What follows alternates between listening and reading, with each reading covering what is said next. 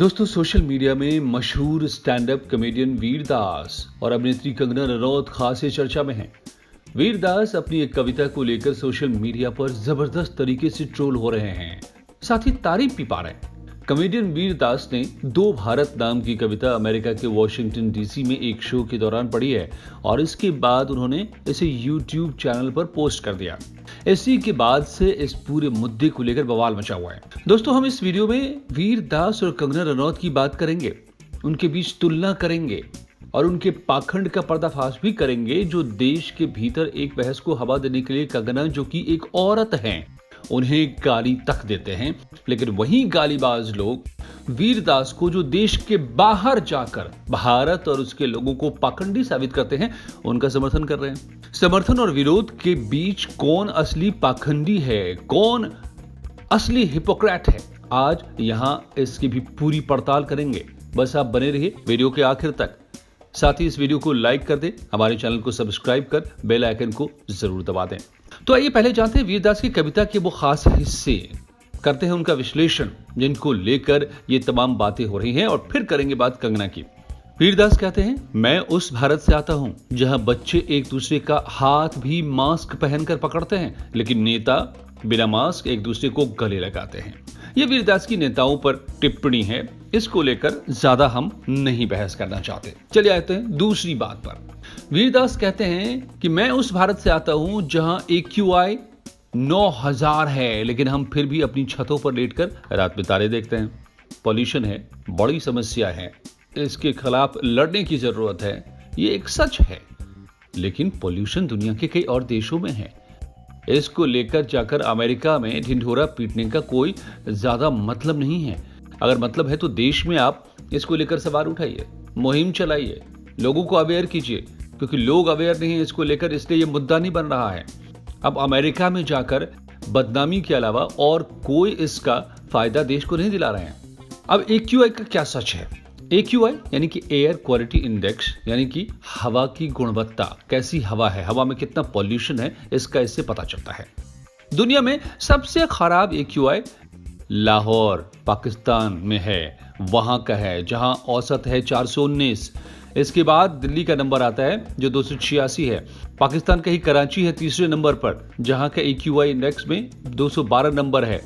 चीन के शेनयांग शहर की बारी इसके बाद आती है 196 के साथ, और चीन का ही चेंगदू शहर है जहां पर 195 है। वीरदास का तथ्य वीरदास जाने, लेकिन ये साफ तौर पर आंकड़ों के हिसाब से झूठ और भ्रामक दिख रहा है। वीरदास आगे कहते हैं कि मैं उस भारत से आता हूं जहां हम दिन में औरतों की पूजा करते हैं और रात में उनका गैंगरेप हो जाता है। सोचिए कितनी मूर्खतापूर्ण तरीके से देश और उसकी संस्कृति को बदनाम कर दिया गया। रेप कहीं भी हो, चाहे कम हो या ज्यादा, बेहद दुखद है। कानून और व्यवस्था पर बड़ा सवाल है, लेकिन ऐसी घटनाएं शर्मनाक तरीके से अमेरिका से लेकर ऑस्ट्रेलिया तक में ज्यादा हो रही है हिंदुस्तान के मुकाबले। दुनिया में सबसे ज्यादा रेप साउथ अफ्रीका में होते हैं। दक्षिण अफ्रीका में हर साल 5 लाख रेप की घटनाएं होती हैं। बोत्सवाना दूसरे नंबर पर है, तीसरे नंबर पर लेसोथो देश है, चौथे नंबर पर स्विट्जरलैंड है, 5वें नंबर पर बरमूडा है और इसके बाद स्वीडन है। यहां हर 4 में से एक महिला रेप की शिकार हुई है। अमेरिका में करीब 19.3% महिलाओं और 2% पुरुषों का उनके जीवन में कम से कम एक बार रेप हो चुका है। अमेरिका में, जहां बोल रहे थे। भारत में हर 6 घंटे में एक महिला रेप की शिकार बनती है। भारत के नेशनल क्राइम रिकॉर्ड ब्यूरो के मुताबिक 2010 के बाद से महिलाओं के खिलाफ अपराधों में 7.5% का इजाफा हुआ है। साल 2012 के दौरान अब वीर दास जिस तरह से कानून व्यवस्था पर सवाल खड़ा कर रहे हैं, कौन विदेशी पर्यटक यहां आने के लिए उत्साहित होगा, जरा सोचिए। क्या ये बात इस तरीके से विदेश में जाकर ढिंढोरा पीटने की, इस तरीके से बताने की जरूरत है? या देश का इससे नुकसान नहीं है? पता नहीं, इस बात की फिक्र वीर दास करते भी हैं कि नहीं। हालांकि देश में महिलाओं की हालत पर कॉमेडियन वीर दास अपने बयान को लेकर अब माफी भी मांगे हैं। बावजूद इसके उनके खिलाफ लोगों का गुस्सा शांत नहीं हो रहा। वीर दास की अगली पंक्ति सुनिए, मैं उस भारत से आता हूं जहां पर हम ट्विटर पर बॉलीवुड को लेकर बट जाते हैं, लेकिन थिएटर के अंधेरों में बॉलीवुड के कारण एक हो जाते हैं। शायद वीर दास ये नहीं समझ पा रहे, जबकि वो खुद एक एक्टर हैं, कि ट्विटर पर राय रखी जाती है। ट्विटर पर एक्टर नहीं होता, बल्कि वो एक भारतीय के तौर पर अपनी राय रखता है और जिस पर सबकी अपनी अलग अलग प्रतिक्रियाएं आती हैं। लेकिन थिएटर में वो एक फिल्म देख रहा होता है, हर किसी को पता होता है कि ये एक्टिंग चल रही है और एक कहानी चल रही होती है। तो शायद इन दोनों के बीच का फर्क पता कर लेते वीरदास तो एक अच्छे एक्टर बन पाते, जो आज तक तो दिखे नहीं। बहरहाल वीरदास आगे लिखते हैं कि मैं एक ऐसे भारत से आता हूं जहां पत्रकारिता खत्म हो चुकी है। मर्द पत्रकार एक दूसरे की वाहवाही कर रहे हैं और महिला पत्रकार सड़कों पर लैपटॉप लिए बैठी हैं, सच्चाई बता रही हैं। वीरदास की इन बातों में महिला पत्रकारों पर किस तरह का तंज है, मगर देश में ऐसी हालत हो सकती है। लॉबी में बैठे पत्रकार अपनी अपनी बातें कर रहे हैं, जैसे कि खुद वीरदास कर रहे हैं, जैसे कि उनकी बातों को लेकर कई लोग उसे सही साबित करने में जुट गए हैं इसी सोशल मीडिया में। तो ये मुमकिन है जो वो कहना चाह रहे हैं, लेकिन ये कितना ज्यादा सही किस पर है, इसको उन्हें खुद अपने आप पर देखना चाहिए या फिर उस लॉबी पर देखना चाहिए जो उनकी इन बातों को, जो अमेरिका में जाकर उन्होंने देश की हद कराई है, सही साबित करने में जुटे हुए हैं। बहरहाल वीरदास आगे कहते हैं कि मैं उस भारत से आता हूं जहां बड़ी आबादी 30 साल से कम उम्र की है, लेकिन हम 75 साल के नेताओं के 150 साल पुराने आइडियाज सुनना बंद नहीं करते। दोस्तों, लगता है कि वीरदास के खानदान में बड़ों की बातें सुनने की परंपरा रही नहीं है। लगता है कि वीरदास को न बड़ों की न देश की इज्जत करना सिखाया गया। वही तो ये कह सकता है कि 30 साल के बच्चे 75 साल के लोगों की बातें क्यों सुन रहे हैं और 1.5 साल पुराने आइडिया क्यों आज भी सुन रहे हैं, मान रहे हैं, उस पर चल रहे हैं। तो यानी वीरदास की माने तो वो आपकी रामायण हो, महाभारत हो या पूरी संस्कृति ही उठा लीजिए। संस्कृति तो सैकड़ों सालों में बनी हुई है, वो बेकार की चीजें हैं। उनको मानना, उस पर चलना, उसे अपनी पहचान बताना, देश की पहचान बताना, सारी मूर्खतापूर्ण बातें हैं वीर साहब की, मान ले हम तो। अब आप सोच लीजिए कि आप क्या चाहते हैं। बहरहाल वीरदास अपनी कॉमेडी वाली कविता में आगे कहते हैं कि मैं ऐसे भारत से आता हूं जहां हमें पीएम से जुड़ी हर सूचना दी जाती है, लेकिन हमें पीएम केयर्स की कोई सूचना नहीं मिलती। जाहिर सी बात है कि इसको जोड़ करके वीरदास ने अपनी कविता में राजनीति डाल दी है, ताकि, और शायद यही वजह है कि कपिल सिब्बल, शशि थरूर का उन्हें समर्थन मिल जाता है। आगे सुनिए, मैं उस भारत से आता हूं जहां हम शाकाहारी होने पर गर्व महसूस करते हैं, लेकिन उन्हीं किसानों को कुचल देते हैं जो ये सब्जियां उगाते हैं। अब जरा सोचिए, वीरदास की ये टिप्पणी कितनी सियासी है और कितनी बेवकूफी भरी हुई है। किसानों के हित की बात सभी करते हैं। लखीमपुर के लिए बीजेपी की किरकिरी हो चुकी है। वो एक अपराध था और उसके आरोपियों को जेल में डाला जा चुका है, जिसमें बीजेपी के गृह राज्य मंत्री का बेटा भी शामिल है। कानून अपना काम कर रहा है। बस देखना यह होगा कि कांग्रेसी दंगा आरोपियों की तरह, जिन्होंने सैकड़ों लोगों को काट डाला था, हजारों लोगों को काट डाला था और बार बार दंगे करवाए, बार बार कटवाए, मगर सभी के सभी बेगुनाह साबित हुए, छूट गए, क्या वैसे ही लखीमपुर के ये दंगा आरोपी छूट जाते हैं या फिर इन्हें सजा मिल जाती है? लेकिन इसके उलट यह भी सच है कि बीजेपी ने किसानों की आय को दुगना करने की बात कही है। कई फसलों के मामले में ऐसा कर भी दिया है। अब किसानों के अकाउंट में पैसे डायरेक्ट ट्रांसफर किए जा रहे हैं, वो भी सिर्फ 10% नहीं बल्कि 100%। कांग्रेस के ही एक प्राइम मिनिस्टर ने कहा था ना, राजीव गांधी ने, कि दिल्ली से जो पैसा हम भेजते हैं, रुपए में से 10 पैसा पहुंच पाता है। आज 100 का 100 पैसा पहुंचता है सभी के सीधे अकाउंट में, वो भी मिनटों में, सालों में नहीं, घूस देकर नहीं, 10% नहीं। इस पर वीरदास कुछ नहीं बोलेंगे। किसान आंदोलन का जहां तक सवाल है, तो जानकार ये भी मानते हैं दोस्तों कि ये किसानों की आमदनी को दुगने से भी ज्यादा करने वाला है। ये कानून है जिसके खिलाफ किसान आंदोलन पर बैठे हुए हैं किसान नहीं बल्कि कुछ लोग, और कृषि माफिया के वर्चस्व को ये तोड़ने वाला है, ये भी जानकार मानते हैं। इसलिए कुछ माफिया टाइप के ही किसान विपक्षी पार्टियों के सहयोग से ये आंदोलन कर रहे हैं, ताकि उनका वो माफिया राज जो वो मंडियों में अब तक करते रहे हैं, गन्ना के किसानों के साथ करते रहे हैं, गन्ना की कीमतों को लेकर करते रहे हैं, वो खत्म न हो जाए, इसलिए ये धरने पर बैठे हैं, किसानों को भ्रमित करने की कोशिश कर रहे हैं। बहरहाल वीरदास कहते हैं कि मैं उस भारत से आता हूं जहां सैनिकों को हम पूरा समर्थन देते हैं, तब तक जब तक उनकी पेंशन पर बात नहीं की जाए। इसमें इतने विवाद की गुंजाइश नहीं है। सभी चाहते हैं कि सेना का कल्याण हो, लेकिन विवाद ये है, और शायद नादानी कह लीजिए, मूर्खता कह लीजिए वीरदास की ये है कि ओडीओपी की वो बात कर रहे हैं, 1 पेंशन 1 रैंक। तो भाई साहब, इसका समाधान किसी और ने नहीं बल्कि इसी सरकार ने निकाला है, जिसके खिलाफ आप सारी बातें कर रहे हैं और वो भी दुनिया में जाकर बता रहे हैं लोगों को। वीरदास आखिर में कहते हैं कि मैं उस भारत से आता हूं जो लोग अपनी कमियों पर खुलकर बात करते हैं। मैं उस भारत से आता हूं जो ये देखेगा और कहेगा ये कॉमेडी नहीं है, जोक कहां है। और मैं उस भारत से भी आता हूं जो देखेगा और जानेगा कि ये जोक ही है, बस मजाकिया नहीं है।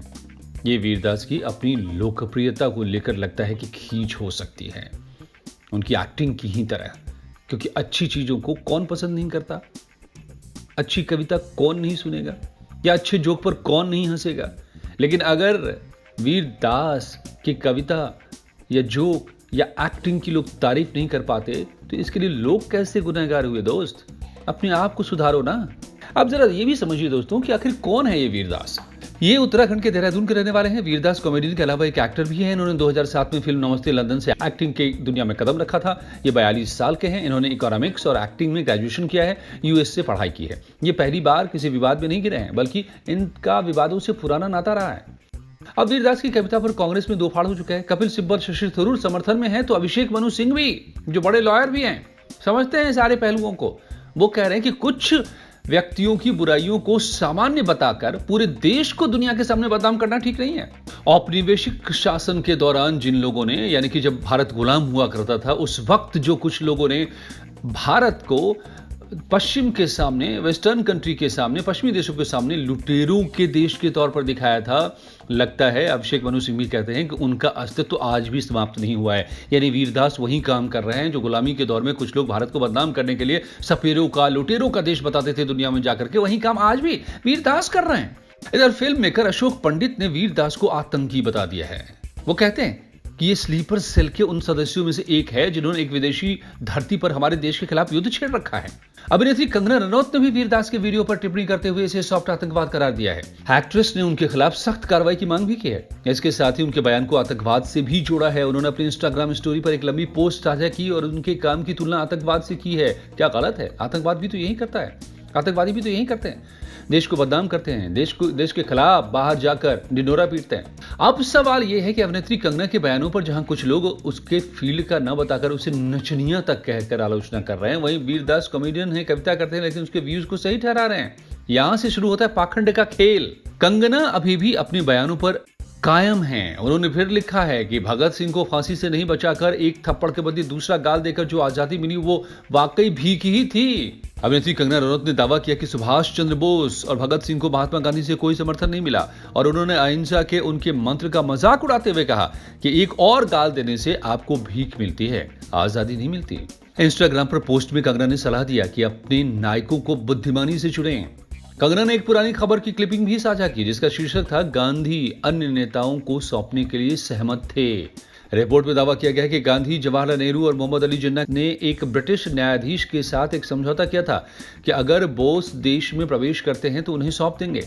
रनौत, जिनकी ट्विटर अकाउंट को सस्पेंड कर दिया गया है, उन्होंने इस न्यूज क्लिपिंग को कैप्शन दिया, या तो आप गांधी के प्रशंसक हो सकते हैं या नेताजी के समर्थक, आप दोनों नहीं हो सकते, चुनें और फैसला करें। अपने भड़काऊ और उत्तेजक बयानों के साथ कई विवादों को जन्म देने वाली कंगना ने दावा किया है कि जो लोग आजादी के लिए लड़े थे उन्हें उनके स्वामी को सौंप दिया गया था, यानी अंग्रेजों को, जिनके पास लड़ने के लिए गर्म खून जलाने उबालने का साहस नहीं था।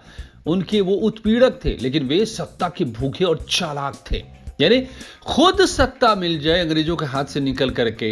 इसलिए कई लोगों ने उन लोगों को जो देश के लिए खून बहा रहे थे अंग्रेजों के हवाले कर दिया। ये भारत में वैचारिक स्वतंत्रता की खूबसूरती है कि चर्चा कंगना पर होती है तो वीरदास पर होती है। कंगना ने जो कुछ कहा है उसके निजी विचार हैं, लेकिन बहस को आमंत्रण जरूर देती है। कंगना स्वाधीनता संग्राम पर बहस को फिर हवा दे रही है, नायकों के सही गलत में फर्क बताने की कोशिश कर रही है।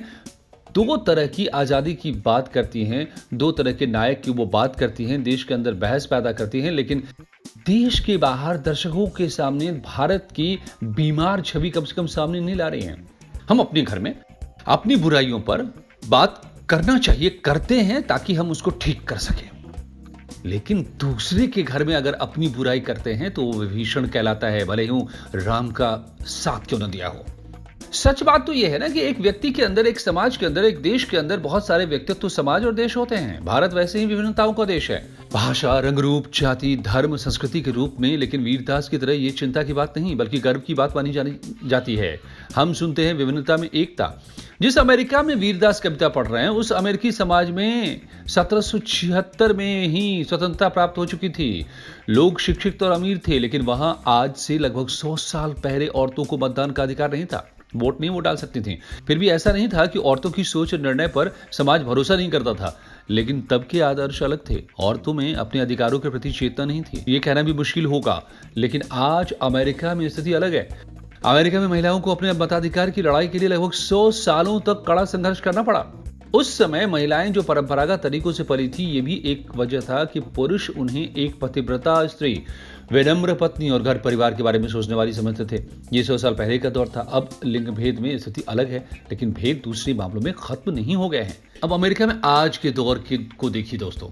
John Hopkins university, university of Pennsylvania और कार्नेगी एंडोमेंट ने एक पोलिंग ग्रुप के साथ सर्वे किया। उसके मुताबिक 30% लोगों को लगता है कि त्वचा के रंग की वजह से यहाँ भेदभाव किया जाता है। 18% लोगों का कहना है कि लिंग या धर्म के आधार पर यह भेदभाव होता है। कुल मिलाकर 31% लोगों को लगता है कि भारतीय मूल के लोगों के खिलाफ भेदभाव अमेरिका में एक बड़ी समस्या है। 53% इसे छोटी समस्या हालांकि मानते हैं और 17% इसे समस्या नहीं मानते।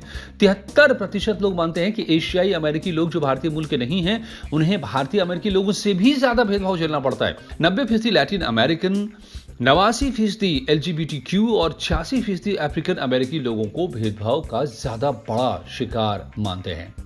अमेरिका में भेदभाव के खिलाफ अभियान चलाए जा रहे हैं। सड़कों पर बड़ी बड़ी रैलियां आयोजित की जा रही हैं। रैलियों के दौरान कई बार प्रदर्शनकारी और पुलिस के बीच टकराव भी दिखते हैं। कई बार पुलिस लाठीचार्ज भी करती है। लेकिन वीरदास को अमेरिका में दो अमेरिका नहीं दिखेगा, क्योंकि उन्हें चिढ़ है इस भारत से। वो कॉलोनियल माइंडसेट उनका अभी खत्म नहीं हुआ है। भारत को नीचा देखना, यहाँ की भाषा, यहाँ के लोगों, यहाँ की संस्कृति, यहाँ की परंपरा, सब उन्हें तुच्छ दिखते हैं, घटिया दिखते हैं। विश्व में आतंकवाद के कारण मानवता के विनाश को लेकर दो विश्व नहीं दिखता। अपनी अपनी सोच की बात है। विदेश में कुछ लोगों ने भारत के योग, कृष्ण भक्ति, शास्त्रीय संगीत, भिन्न पूजा पद्धतियों, संस्कृतियों, सॉफ्टवेयर इंजीनियरिंग, मिथिला पेंटिंग जैसी चीजों को अंतर्राष्ट्रीय मंच दिया, मशहूर कर दिया दुनिया में, जिसने भारत के गौरव को बढ़ाया है। दुनिया के सारे टॉप कंपनीज में भारत के लोग हैं। मगर वही कुछ लोग ऐसे भी हैं, वीरदास, जिनको कई लोग वीरदास भी कहते हैं, स्खलित हैं। वो बता रहे हैं कि भारत जाहिलों का देश है, सपेरों का देश है, कर्महीनों का देश है, भूखे नंगे संतों का देश है। कुछ ने तस्वीरें बनाई गरिमा की, कुछ ने बीमार की। वीरदास ने क्या किया, ये आप खुद तय कर लीजिए दोस्तों। और फिर से एक बार आपको याद दिलाना चाहूंगा कि इस चैनल को सब्सक्राइब जरूर कर लें और बेल आइकन दबा दें। वीडियो को लाइक करें और शेयर भी करें, इससे हमारी मदद होगी। Thank you.